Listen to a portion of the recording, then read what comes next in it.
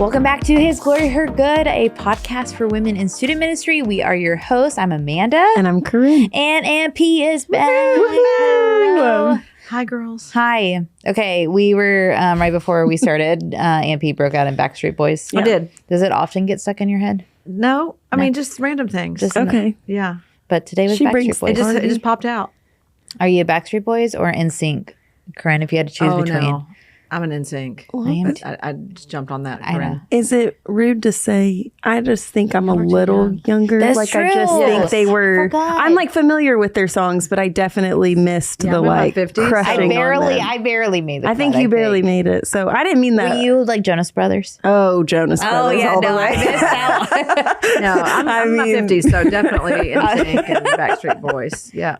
So yeah, we all have our boy band. I just think Jonas Brothers might Yeah. be mine. I think that I would choose NSYNC all day over Backstreet Boys, but Backstreet Boys get stuck in my head way more often It is than yeah, Okay, it's that's very, fair. very So, catchy. yeah. songs. Anyway. We won't go into the Well, song. here the Backstreet Boys are back on tour, so They are. we'll link that in the bio below. Just kidding.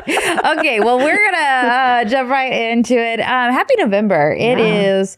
You have survived fall or almost survived fall, and getting ready for holidays. Oh, yeah. Thanksgiving, Christmas is coming up, which means that usually things in ministry slow down, but the family life picks up. And Yeah. so Yes, it does. whether you are married with children and that's your, core family, or a lot of our listeners, like during the holidays, they're heading home to see Yep. mom and dad for the first time in a while, or seeing siblings or those random aunts and uncles that only show up once a year to family gatherings. And Mhm. Ask really fun questions about our lives. oh yeah, and they're like, why are you married? Why are you having children yet? And you're like, please stop talking to me. Anything. But we so believe here on this podcast that you are so much more than a minister, but you are a daughter of God, and that there's a life outside the church. If no one's told you that, let us be the first. Yep. You have a life Yep. and a purpose outside of the walls of the church and beyond your job title, and there's real stuff. There's real family issues that happen, and oftentimes holidays somehow, whether or not that they're new issues or they're just things that have dug in the past that all of a sudden start surfacing. And so we're going to kind of dig into this topic today, and it's that's why we brought Aunt P, because we were like, Sure. well, Aunt P, this is what I would I've go been to doing my it a long counselor time, about. holidays with family. Yeah. I'm a lot older than you. Listen, I would love for us to dig into that topic of going home and understanding that even with the brokenness, like how to hold that tension between brokenness, instability, frustrations, and also like, hey, this is my family who God's given me as a gift. How do I love them but hold that tension of this is actually not that fun all the time. That's right. It just depends on, you can have a very healthy family and still get into some, what we were talking about before we started was just that you could revert back into your whatever order of child you are, your youngest child, and then your family, your siblings treat you a certain way, and your parents, teachers, treat you a certain way, or or there's, like you said, families that are very broken, and you need more emotional strength to enter that, or boundaries, or whatever you want to use to survive that, and even try to thrive in it and take care of yourself. And so it can run the gamut of just simple things, because a lot of people are actually excited to go see their family and sleep in their old bed and whatever, but it just depends on the situation for how someone should prepare for that. Yeah. I think about like families, like it may not be, there's so many different situations that you could be walking into. You can have a situation where it's like, man, this has been broken since my childhood, and it's just the fallout is still happening. Or you could, like you were saying, Aunt P, that it could be a really good family, but maybe there's external factors that are happening. Maybe somebody in your family is sick, or there's struggles with finances. Like there's just always some kind of tension that often sneaks its way into a family unit. And I think this is such a reminder that Satan hates the family unit. Like he wants nothing more than to, like, this is that verse Strive of John 10:10, like to kill, steal, and destroy the family. And so I just think we need to go into this mindset of that the family is good, it's from God. But also there is an enemy at work, and understanding like what is broken, what is sin, and not excusing what's wrong. Yeah.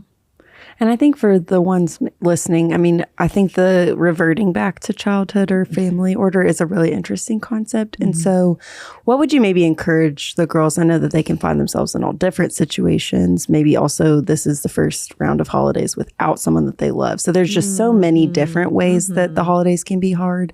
But I think there is this desire to leave the holidays looking back and seeing that fruitful conversations were had. Like we didn't just sit on our phones and kind of awkwardly count down the time. Like we want it to be meaningful time. We want it to be worth the time off we take or the break that we're given. So what would you maybe encourage the girl who's can only do so much of what is in her circle of life? Right. You don't want to be too structured, but adding a little structure to it might help. Like, these are the things I want to accomplish when I'm home. I want to see this person. I haven't seen her forever. I want to have this conversation with my mom. I want to, to kind of have a little bit of goal setting. And I remember one time I was going into a situation and my therapist was like, and she was like, okay, you can go, but are you going to take care of yourself? What are you going to do in advance to make sure you're emotionally safe? It wasn't a family situation, it was a different situation. And so I was like, oh, that's a great question. So I would say that too, like if it is emotionally challenging, you have someone that's hard for you, and to just go, okay, here's what I'm going to do. If this happens, I'm going to do this. Like have a little bit of a plan so it's less stressful in the moment, but not do too much scenario planning because you don't want to get trapped in things that aren't going to happen. Well, that's anxiety, right? Anxiety. Yeah. So you don't want to do that, but but lightly be like, this is what I want to do. These are my goals. This is what I want to accomplish. And to also, because really to not revert is also up to us, because I can tend to get into, I'm the youngest get into baby girl and, so, but you just decide I'm an adult and, give yourself a little pep talk. And these are the things I'm going to do. I want to have these conversations. I want to do these things. I also want to rest, just have some goals and try to, even journal those. Like, I'm looking forward to being at home and here's what I want to do. Yeah. Here's what I want to accomplish. Now, okay, so that does bring up a question I have for you. Could you help maybe distinguish between maybe truly emotionally challenging relationship and one that would be easy maybe just because it's inconvenient or uncomfortable to put boundaries in place more because I just want to put a wall up? What is... If we're trying to discern, am I just frustrated and annoyed and I'm just hurt and there needs to be confrontation, or this actually is maybe getting into the line of emotionally challenging or unsafe? It just depends, because it just depends on the level of conflict or just drama, or and a lot of people in therapy, one of the things that people come to therapy the most for is a difficult parent, whether they're my age or whether they're your age or whether they're a teenager or whatever. That can cause so many wreak havoc on someone's emotions, and so I think for the one who's really hard, I would make a plan. What do you I think most people want a peaceful holiday, probably. So just saying, I'm not going here. And if that, in some boundaries, you can communicate in advance and say, because that's the law of boundaries. I'm going to draw you a boundary, Amanda, and we're going to, if you do this, then there's a consequence to you crossing this boundary that I've set for you. Like, hey, Mom, we're not going to talk about my job. We're not going to talk about my boyfriend, whatever, or my husband. So if you do it, I will leave the room. Yeah. That's an example. And I will not say a word. I will walk away. But in a calm way to say, these not in a heightened time to share boundaries, but to be like, this is what's going to happen. I really don't want to talk about this. I'm an adult. I want to have a peaceful time. Let's even compromise. If you want to have that conversation, well, we can do it via email later, whatever. Just kind of put those things up. But some people aren't reasonable. That's why they're hard. So they might cross a boundary, and then you have to fulfill your consequence. I will leave the room, and then you do leave the room, and they're like, she left the room. What's going on? And so, but you've communicated it. You can even do it in writing. Hey, or shoot an email out before you're having come home for Thanksgiving. Here you go. So looking forward to time with you guys. Just being an adult. And so adulting is hard, but that's an adult way to maturely handle it. Or you don't speak your boundaries, but you have them and you know them yourself. Yeah. I'm going for a walk. If this gets hot or something happens, or Mom says this to me or Dad says this to me, I'm gonna go to Target. Or I'm gonna, and that's why you're not, because sometimes communicating boundaries might cause drama. Sure. Right. And everybody knows their own situation. But I would be very prayerful in advance. Yeah. But sometimes there is peace on the other side of a hard conversation. And and that piece can be worth it, but it depends on the person, because some people aren't trustworthy to be able to deliver a peaceful, hard conversation that's peaceful. Yeah. I think that I have been in plenty of situations where you're kind of caught off guard by a hard conversation. Yes.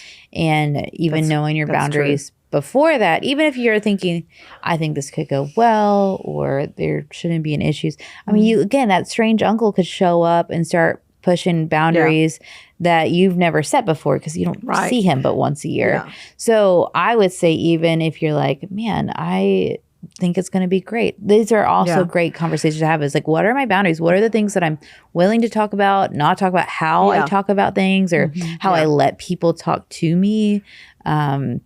I think sometimes we think that family is like this like weird exception where we're like, well, we're just family. We're just messing with each other or joking with each other, or like who else is going to tell you the truth? But in reality, I do think that, like you were saying. And people that are not confrontational, this just came to mind. Oh, which a lot of people are. A lot of people are. They just don't want to be confronted or have them, by the fridge. They're like, and so just to have what I call it singing the same song. If someone's coming at you with, just say, I'm sorry, I just want to talk about this over Christmas.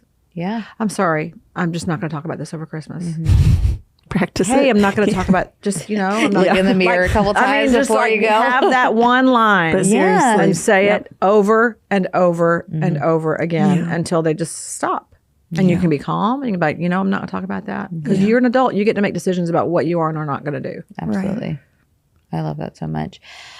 For our non-confrontational people on this side, thinking about what could happen at Thanksgiving, at Christmas, at home, like there's some like true anxiety that builds up. I have experienced that. This past summer we got together to celebrate my mom's retirement. It was the first time probably since, I don't know, I was in elementary school that me and my 3 siblings were all in one house together. It was wild. And the anxiety that built up beforehand, because it wasn't like I was like, scared or anything, but it was like the unknown of like what could happen. We're all in different stages of life. And now you're putting us all in this room and none of us have talked about anything in so long. So anxiety is real. The buildup of what is to expect or unexpected. Like, it went well. Yeah, So like whatever happened in my brain, it went way better, in reality. And I think that's often true. Is that things that happen in our head ahead of time, it doesn't actually come to fruition. So for that woman who's like scared, freaking out a little bit, like, do I just pull the plug and stay home? Like how does she deal and manage that anxiety? I think too much scenario planning is not helpful. Like to be like, what if this happened? What if she says this? And what if, running those conversations, those fake conversations in your head, you're kind of make them up. Well, I'll say this and she'll say this and then she'll yell. It's like, no. You just, because that can increase anxiety, right? So just to go tell yourself a few simple statements. I'm going to say this, I'm going to do this and I'm going to be okay. I can always remove myself. I can always, make a little plan of these things I'm going to do, to reduce things. Because again, you have to be kind of in your, what I call adult self, where you're in the present, you're not speculating anything. You're just kind of making decisions based on what's happening in the moment, because you don't know what happens. It's a waste of time and it builds anxiety to truly go, it's okay to have a few because mom always does this. So if she does this, I'm going to do this. Or my sister bullies me, and if she bullies me, I'm going to do this. So that's okay. But to go, if this or that conversation go. And so, but the question to remove yourself or not is a real one, and it is a real option. And a lot, notice like in our culture these days, there's a lot of Friendsgivings happening, and there are young people going, hey, I'm not going to go home for, Christmas might be the final frontier, but they might choose Thanksgiving to just be with their family of choice. Yeah. And that is a real thing. And it's an option. To not go is an option. And your dynamics, your relationships. One thing I say to my clients a lot is, if you do this, no one's going to fire you from your position in the family. Yeah. They might be hurt. They might pout. They might give you this hot treatment for a week or a month. But you're going to survive it, and so are they. Totally.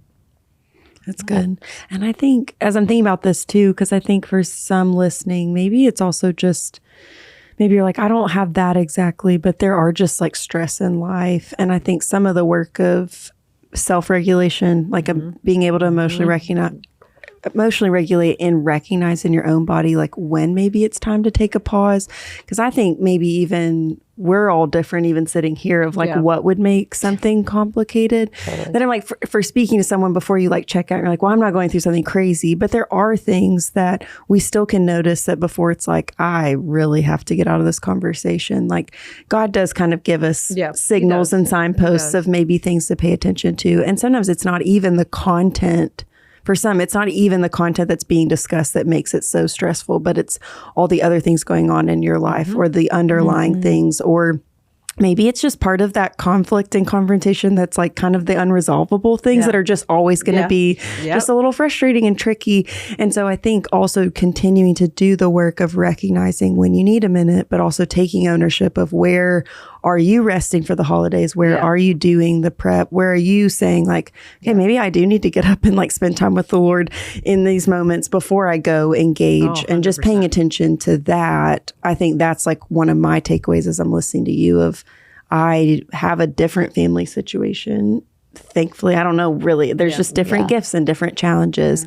But for me, it would actually be working through more of like my own personal to still show up and be present and not miss the moment. Good. And that's a great point, Corinne. Like prayer is everything. I mean, not even just like daily while you're there, but like ask the Lord to help you. I remember recently like last year holidays, I had a client, several clients, female with moms that are narcissists, and like, what in the world do I do? Like true, like straight up, really tough. And so she was getting ready to like call her mom and be like, give her we're not coming this year. And I was like, pray, just really ask the Lord to help you, like it not, and you just ask the Lord for it not to go as I think it's going to go. Let's just ask. And sure enough, she called her mom, and it went pretty well. But it doesn't, who knows what that, why, but we always get to ask for help. And I'm always like, Lord, if you want me to have the conversation, serve it up on a platter. Like, let him go, hey, and because and here's the thing too, that someone told me this years ago, that if a conversation is not led of the Spirit,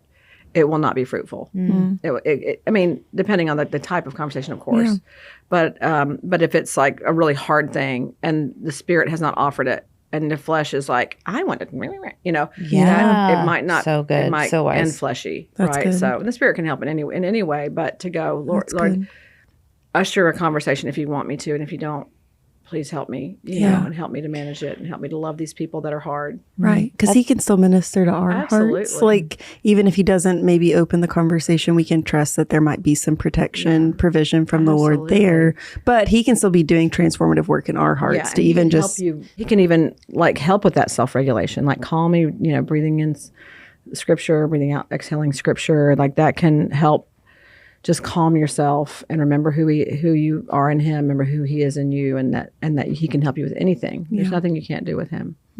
I'm not gonna lie, I feel like that's something I've grown in, because I feel like growing up, my parents are divorced, and so there's a lot of boundaries that have had to be in place for a variety of situations and different seasons. And I feel like I discovered boundaries when I met my husband, who was just Mr. Like, I'm gonna tell you how it is, guys. This is what we're gonna do. This is what we're not gonna do. I just remember like the first time my husband was like, we can just not go, and being like, there's just no way. And then I experienced the joy of saying no to something, or holding a boundary. So free. And so it was really freeing, but also there was this like self-righteousness thing that came up about it that I think a lot of people in our culture, they're like just throwing the boundaries word out because it's like something that they can get out of. They don't have to have hard conversations. They don't have to deal with stuff. And it wasn't out of like a place of love. And and I feel like that is where God has really grown me in the past few years of like, I'm going to hold boundaries, but not of a place of malicious or like to hurt that other person. But to like get back for what they've done to me. And so, but instead of like saying like the most loving thing I can do right now for that person and for myself and for my kids now and my husband, it's just set this boundary. Right. That's good. I think like maybe a way to think of it are like real boundaries that are God honoring are for the flourishing of all the people involved. Now that doesn't mean they have to see it as that. They're not gonna but there is a difference between I don't want to talk to you and I'm actually ignoring that God put me in this family and God put me here to have a hard conversation with someone that's challenging, and I can look to Jesus' example of how he sat with people that reviled him, that did not bless Yes. him, and that So might be good. it. But there are times that for my flourishing and your flourishing, I have to put a boundary. And even if you choose not to see it that way, maybe that's kind of a framework we can use. And that's where the Spirit can help you too, because sometimes you do need to go home and not do friends. Friendsgiving is easier and fun because it's your peeps, and you're making it's way a new easier. casserole you never made before. But no, maybe your mom is sad and she needs to see you, or you know what I mean. Like it's the loving, sacrificial thing. To go and to love and to deal with the hard if the Spirit's leading it, and not because it's so easy to love people that are lovable and that we love. It's like the Bible says that, but we're supposed to love people that are hard for us too, and care for them. And again, not in a place that's damaging to us emotionally, but to truly just be an adult and deal with things that are hard. Adulting is hard. Yeah. That's so good. I do want to speak to that woman though who's listening who says, you know what, boundaries are had. And I got to stay home. I can't go back to see family this holiday. Yeah. So they're going to choose a Friendsgiving, or maybe they may experience something that's more lonely. Or maybe they didn't have a choice. I knew when I was on church staff, we worked 4 Christmas Eve services, Christmas service. Flight prices, there just are some realities. And exactly. And that don't get to experience the gift of being with family. So, the title of this episode of anywhere but home for the holidays, some of them were I would rather be anywhere but here for the holidays. All I want is to be home. And a safe family. So there's a level of grief that happens here for that person. And so I want to recognize that. What would you say to the person who's grieving just their reality of, man, I really wish my situation looked different than it does? I mean, grief is grief. Grieve it. Just grieve it. Be sad. Let yourself, feel those feelings that come up, the maybe resentment, sadness, anger, just having a little bit of a pity party, but then again, going back to adulting, this is my assignment. I will get some time off. I'm going to stand up for myself and ask for these days off since I worked Christmas, 15 services. So I'm going to, so to truly be an adult, negotiate, I need to have some time. I'm going to go the week after and do New Year's with my family. Making an alternate plan is important. So you have that. But there's people that are truly lonely. I've had clients that have nowhere to go. And I'll have my last session with them before the holiday. I'm praying that you're not sitting alone watching Elf, eating a frozen dinner, which is the thing. It happens. I believe it. And so it's it's heartbreaking. And so for us also, out of your grief, look for people who are lonely. Yours may be circumstantial, but circumstantial loneliness at the holidays. I used to work for a ministry. I used to work for Samaritan's Purse, and we had Operation Christmas Child, and we worked through Thanksgiving and Christmas. When I came to Lifeway, I was like, yay, we get this long break. It was amazing, but I always worked through it. It was hard, and you have to get, you get one day off, you get Thanksgiving Day off. Woohoo! That was tough. You couldn't go home for the weekend. And so you did kind of adult around that, but then try to get another time and just be kind to yourself. It's okay to not be okay. It's okay to not be okay. Grief is grief. How you grieve is you be sad and you cry and you have a moment and talk to the Lord about it. Bring your sadness, like I said to him. Jesus knows all of that. And I think the reality is that, 3 of us here, all in very different family situations, all with different family paths, and we can all say that none of our families are perfect. Right. And the reality is that everybody listening, you all have families that are not perfect. You have maybe really good people in your family that you're I don't know, they're pretty close. But there's always going to be that level of tension and brokenness because we live in a fallen, sinful world. And so if you are listening, I want you and you're man, my family's really messed up. You are not alone. And sometimes it can really feel like that in the holidays, especially if you are not getting to be with the family or you're not having that ideal Instagram perfect Christmas picture or having it, place settings with everyone's name embroidered on a leaf Thanksgiving. So that may just not be your reality, but I want you to know you are not alone. It may feel like that on social media that people just have it all together, but I promise you someone brought up politics at a dinner table that you did not want to be a part of. And so trust the Lord's goodness and kindness to you, even if your circumstances aren't ideal. And that even though your family may not be perfect or Yeah. have it all together. There's a God who holds you and desires for you to know him as a perfect Heavenly Father. Right. The only family member you'll have that won't let you down. So, okay, as we look back, finish up this episode. And Pete, is there a time where you think about the holidays where someone made it really special for you, was intentional with you during the holidays? I would say, and this goes back to my first marriage, my mother-in-law and she's still living. If you're out there listening, Margaret, I love you. She is just the classic Southern lady.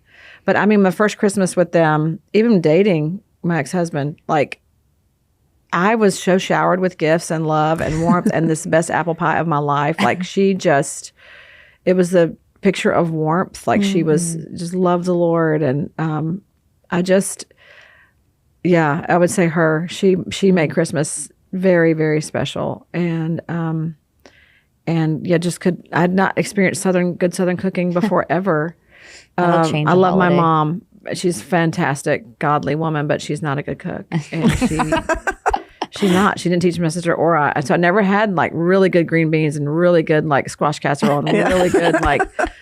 And this is what I've been missing. I like, what in the world? It was like I had landed at Christmas finally by the time finally Christmas This landed. is what people have been having all Christmas this landed. time. And this is what it's supposed to be. Like I was blessed with lovely Christmases as a child and growing up. But when I first had my first green Christmas, it was like, That's look at me. So stinky look at funny. Jesus. Like, yeah, it just was. She's just, she's an incredible That's amazing. woman. So it would be Margaret Green. The reason I asked that question is because, we can probably all think of at least one holiday where some individual person was intentional with us, whether they made you the best, casserole of your life, or showered you with a gift, or just made you feel loved. Yeah. Let's choose that no matter what your family situation looks like or how somebody may treat you, let's be the people that makes it intentional, special for somebody else.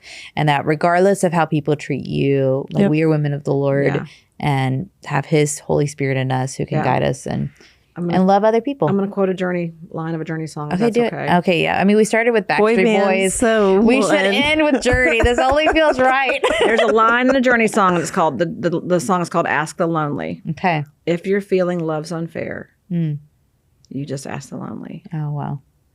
And I think that is something to think about at Christmas. Like if you're feeling love's unfair, just run down to the National Rescue Center and feed some people some Christmas Day, or look for the people in your church who might be lonely and need that you would never really feel like wanting to have at Thanksgiving, at Friendsgiving. But there are lonely people out there who feel unseen. And so if you're feeling love's unfair for you, ask the lonely. Thank you, Journey. Thank you, Journey. We love us a boy band. His glory, her good. Speaking of 80s boy band, which is my jam, Well, hey, as always, MP, thanks for being on the podcast. Right, we can't wait for the next time. Me too. All right, listen, we have a few resources below, kind of talking about the same topics from Lifeway, other podcasts, a blog. Link that stuff below just to kind of continue the conversation. But if we could be praying for you, our email is in the description, and we love it when you guys reach out. We'd love to pray for you, encourage you however we can. But we'll see you next time. His Glory, Her Good is a production of the Lifeway Podcast Network. We're your hosts, Corinne Allen And Amanda Mejias. We are so grateful that you joined us, and we'll see you next time.